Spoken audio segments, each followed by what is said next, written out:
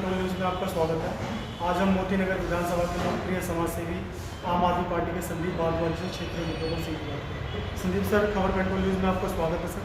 Sir जान लेंगे जो नाइट कर्फ्यू जो लगाया गया है, इससे क्या क्या परेशानी का सामना करना पड़ेगा क्षेत्र के लोगों को? एक्चुअली क्या है, अभी कोरोना का जो है दोबारा से केसेस बढ़ने शुरू हो गए। पिछले साल पूरी दिल्ली का सभी ने, पूरे वर्ल्ड में भी, अलग अलग देशों में और पूरे भारत में भी कोरोना के काफ़ी सारे केस हैं, जिस पे भारत सरकार ने और राज्य सरकारों ने और ख़ास तौर से हमारी दिल्ली की जो आम आदमी पार्टी की सरकार है, और सबसे पहले उन्होंने मिसाल बन के कोरोना पे कंट्रोल किया, बेड भी बढ़ाए और इसको कंट्रोल कर लिया। लेकिन धीरे धीरे अब जनमानस के अंदर क्या है, थोड़ी सी लापरवाही समझ लो, या कोरोना का वायरस एक्टिवेट दोबारा हुआ, या अदर स्टेट से चीज़ें आ रही हैं, कहीं ना कहीं कुछ चीज़ें कि केस ये बढ़ रहे हैं। और जो दिल्ली सरकार है, उसको दिल्ली वासियों की का दायित्व भी है और चिंता भी है। तो कोरोना पे कैसे कंट्रोल हो, इसके एक उपाय करने पड़ेंगे। तो उसी का एक पार्ट है नाइट जो कर्फ्यू, जो हमने आज न्यूज़ पढ़ी है, नाइट कर्फ्यू लगाया जाए। तो वैसे देखो, अगर जान है तो जहान है, उस हिसाब से हम अगर देखें तो ये बहुत बढ़िया कदम है। लेकिन दूसरी तरफ अगर हम देखें कि भाई आज अगर दिल्ली जो है ट्रेडिंग हब है और हम भी व्यापार करते हैं और व्यापार ट्रेडिंग से जुड़े हुए हैं, आम आदमी पार्टी की ट्रेडिंग से जुड़े हुए हैं, चैम्बर ऑफ ट्रेडिंग से जुड़े हुए हैं, तो व्यापारियों की समस्याओं को जानते हैं। इसमें जो बात ये निकल के आ रही है कि रात को जो है, एक तो बैंकेट हॉल हैं, वो वैसे उनकी लिमिट तय हो गई भी, आप इतनी गैदरिंग नहीं कर सकते। और अब शादी ब्याह भी होंगे, अब उसमें एक तो गैदरिंग भी कम होगी, और दूसरा क्या है कि रात को जो है, जैसे कोई 10 बजे तक का एक पीरियड ऐसा रहेगा कि आदमी उसको अटेंड नहीं कर पाएगा, तो बैंकेट हॉल के बिजनेस पे भी फ़र्क पड़ेगा। अभी हमारे एक मित्र हैं जगतपुरी से, उनका फ़ोन आया कि भाई जो है अपना ये रात को जैसे नाइट कर्फ्यू हो जाएगा, तो उसमें अब टाइल्स की गाड़ियाँ उनकी आती हैं। अब दिन में मार्केट में इतनी भीड़ होती है कि गाड़ियाँ नहीं खाली हो सकती, ना ट्रैफिक वाले गाड़ी खाली करने देते हैं। अब रात को अनलोडिंग करते हैं, तो कर्फ्यू में ये देखना पड़ेगा कि वो कैसे अपना काम वो करेंगे। इसी तरीके से जो हमारा मार्बल का व्यवसाय है, इसमें अब दिन में तो नो एंट्री रहती है, सुबह समझ लो 11 बजे से लेकर 5 बजे तक नो एंट्री है। तो शाम को ही जो हम सुबह माल बेचते हैं अपना, उसकी लोडिंग वगैरह शाम को होती है।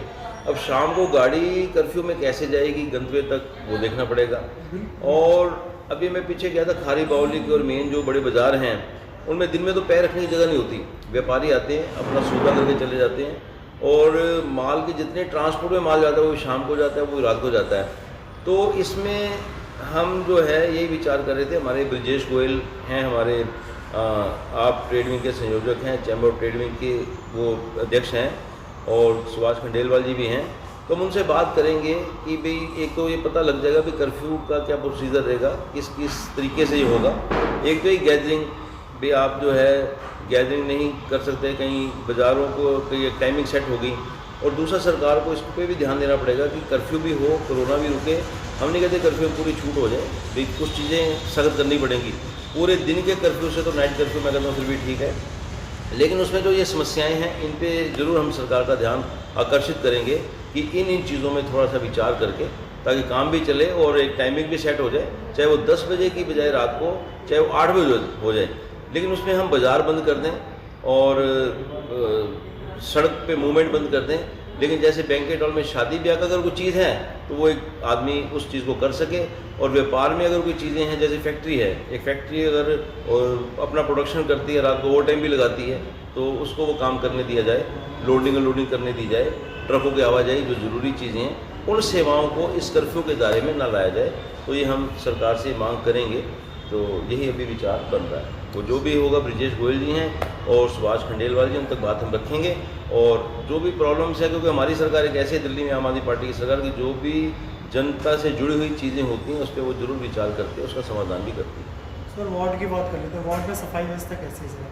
वार्ड की तो सफाई व्यवस्था देखो 0/0 ही है। वो हम एमसीडी के कामों को आप भलीभांति से जानती हैं सारे, कि उन्होंने तो जिस वक्त कहते हैं जब कोई विधायक बनता है तो एक संविधान की शपथ खाता है, एक एमपी बनता है वो भी संविधान की शपथ लेता है।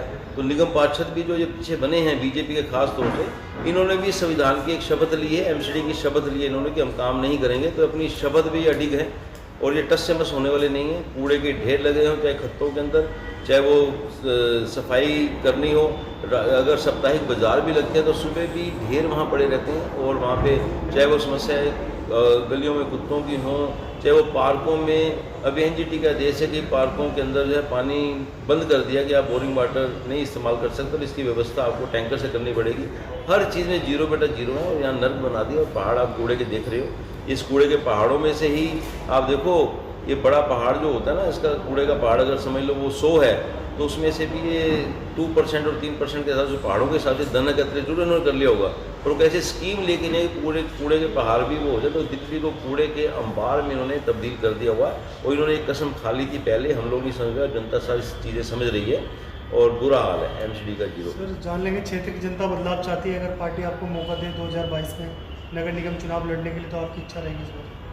बिल्कुल, हम लोग सेवा कर रहे हैं, और इच्छा तो देखो एक कार्यकर्ता के मन में होती है, और फैसला जो है हमारे पार्टी ने करना होता है। जो हमारे लीडर हैं उनका जो भी आदेश होता है, जिस भी चीज़ में हमें वो रखें, हम उस चीज़ में करेंगे। और बिल्कुल आपने कहा, तो अगर ऐसा कोई दायित्व मिलता है तो हम लोग इस दायित्व को निभाने के लिए तैयार है। अगर अगले साल पार्षद चुनाव में मुझे पार्टी टिकट देती है तो जरूर मैं चुनाव करूंगा, और जो भी पार्टी जिस स्थान पे मुझे रखती है तो उस हिसाब से भी हमने तो सेवा करनी है। और जैसे भी हमारी पार्टी अरविंद केजरीवाल जी हैं, हमारे विधायक शिवचंद्र गोयल जी हैं, वो जो भी जिस रूप में हमसे सेवा लेना चाहते होंगे हम उसमें करेंगे। और अगर ऐसी चीज़ होती है अगर चुनाव की, तो जनता का प्यार और समर्थन मिलता है। काफ़ी लोग भी जहाँ जाते हैं तो ये बोलते हैं कि भाई आप संदीप जी जो है, चाहे व्यापारी हों, चाहे क्लस्टर हो, चाहे RW हो, चाहे मंदिर गुरुद्वारा हो, तो वो बताते हैं, तो एक उत्साह मिलता है। ठीक है, टिकट तो देखो संजोग हैं, ईश्वर ने जो लिखा है, लेकिन आज जो लोग इस तरह का प्यार देते हैं तो उससे मन को बड़ा संतोष मिलता है। और अगर ऐसा दायित्व होगा तो उसको हम बखूबी निभा कर दिखाएंगे।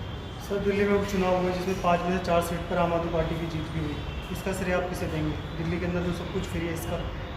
सब कुछ फ्री का नहीं, हम इसका श्रेय जो दिल्ली में सुचारू रूप से आम आदमी पार्टी की सरकार चल रही है, जो दिल्ली में अरविंद केजरीवाल जी के नेतृत्व में और उनके जो विधायक काम कर रहे हैं, और जो मूलभूत सुविधाएं जनता तक मिल रही हैं। फ्री तो सिर्फ देखो उन लोगों के लिए है, जैसे गरीब लोगों के लिए 200 यूनिट फ्री हैं बिजली के, और जैसे कि वहाँ पे पानी फ्री है, शौचालय फ्री है। ये मूलभूत सुविधाएं हैं, इसको हम फ्री की कैटेगरी में नहीं ला सकते, क्योंकि इसमें जितनी कलेक्शन होती थी उससे ऊपर खर्चा हो जाता था। और आज देखो महिलाओं के लिए, महिलाओं की सुरक्षा के लिए, अगर बस की यात्रा अगर उसको फ्री के प्रोत्साहन देने के लिए कि महिला अपने आप को सुरक्षित महसूस करे, और वो रात को किसी 2 व्हीलर में, 3 व्हीलर में या उसमें नहीं जाए, बसों का ज़्यादा यूज़ करें। और दूसरा सुशासन है, उस सुशासन से मतलब मेरा दिल्ली का विकास, चाहे वो पर्यावरण का विकास हो, चाहे वो व्यापारियों का विकास हो, चाहे वो दिल्ली की सड़कें अच्छी करी हों, चाहे वो दिल्ली के जो है अपना पोल्यूशन से, चाहे वो कोई भी चीज़ें जो दिल्ली में अरविंद केजरीवाल की सरकार ने करी, और जिसमें जो 2 चीज़ें तो ऐसी हैं जिसको आज विश्व जिस चीज़ के ऊपर मान रहा है। और दिल्ली के स्कूल जो है प्राइवेट से ज़्यादा बेहतर हो रखे हैं, शिक्षा पहले भी फ्री थी, और फ्री के नाम से पहले शिक्षा मिलती कहाँ थी, कितने लोग शिक्षित हो पाते थे। और आज देखो अब बच्चों का इंटरेस्ट और शिक्षा, और उसके लिए कितना खर्च करना, 25% बजट का कभी आज तक नहीं सोचा। और आज उसके रिजल्ट आ रहे हैं कि आज एक हमारी जो नई पौध है, जो नई पीढ़ी है, वो शिक्षित तैयार हो रही है। आज हॉस्पिटल हैं, आप देखते हो प्राइवेट से बेहतर हॉस्पिटल सरकारी हैं। तो ये चीज़ें, सारी चीज़ें हैं कि जो दिल्ली में अरविंद केजरीवाल की सरकार ने करी, और जिसी के रिजल्ट में जो ये अपना पहले 67 विधायक थे और आज भी 62 विधायक दिल्ली सरकार के चुने। और ये उपचुनाव है, ये तो एक ट्रेलर है, और लोगों ने जो मन बना चुका है। 5 में से 4 सीटें हमने जो जीती हैं, और 2022 में। और दिल्ली में एक चीज़ तो है, कहते हैं दिल्ली है दिल वालों की, यहाँ पे वो विधायक भी देते तो थोक के भाव से देते हैं। इसी तरह से 272 में से पार्षद भी आएंगे, तो मैं सोचता हूँ कि भाई ठीक है, हम नहीं कहते 100%, लेकिन 90% जरूर आएंगे। मोतीनगर विधानसभा भाजपा का गढ़ है सर, 2022 में गढ़ टूटेगा? टूट गए गढ़ सारे, ये सारे जो गढ़ थे पहले कहते हैं यहाँ बीजेपी के किसी को टिकट मिलते वो जीत जाता है, लेकिन लोगों को समझ आ चुकी है। आज मैं एक बात आपको बता देता हूँ कि जो पब्लिक है और दिल्ली की खासतौर जनता जो है, सब पढ़ी लिखी जागरूक जनता है। और गढ़ जो है, अब गढ़ किसी के नहीं है। गढ़ तो आम आदमी पार्टी का भी नहीं है, बीजेपी का भी नहीं है, कांग्रेस का भी नहीं है। अब गढ़ वाली चीज़ें खत्म हो चुकी। अब लोग काम के नाम पे वोट देते हैं। वो हर व्यक्ति, कोई बिजनेसमैन वो बिजनेस कर रहा है, नौकरी पेशा वो नौकरी कर रहा है, और पढ़ने वाले बच्चे पढ़ाई कर रहे हैं। लेकिन वो चाहते हैं कि पार्टी गढ़ की बजाय व्यक्ति ऐसा हो जो उसके सुख दुख में काम आए, जो उसके काम कर दे। अब उनको क्या होता है, सुविधाएं, किसी की नाली खराब है, किसी की सीवर खराब है, किसी का पानी नहीं आ रहा है, ये समस्याएं छोटी छोटी। और वो गढ़ों में जाकर उन्होंने देख लिया कि गढ़ों में वोट देकर नेता जो है आते नहीं। ये जो अभी पिछली निगम पार्षद की सीट जो बीजेपी की झोली में गई है, ये भी शायद हो सकता है गढ़ का ही परिणाम हो, लेकिन उसको भी लोग आज भुगत रहे हैं और एक एक दिन का इंतजार कर रहे हैं कि ये गढ़ वाली जो सीट जीती हुई है निकल जाए किसी तरीके से। और आज लोग जो है अच्छे व्यक्ति को चुनना चाहते हैं कि जो उनका काम करे, जो वोट लेने से पहले नेता आते हैं सेवक बनने के लिए और बाद में सेवक बन के दिखाएं। यहाँ गढ़ों में क्या होता है कि सेवक बन के तो आते हैं, बाद में स्वामी बन जाते हैं। इसलिए गढ़ों की जो चीज़ें हैं खत्म हो रही हैं, गढ़ टूट रहे, ढह रहे हैं गढ़ सारे के सारे। धन्यवाद सर अपना समय देने के लिए। Thank you.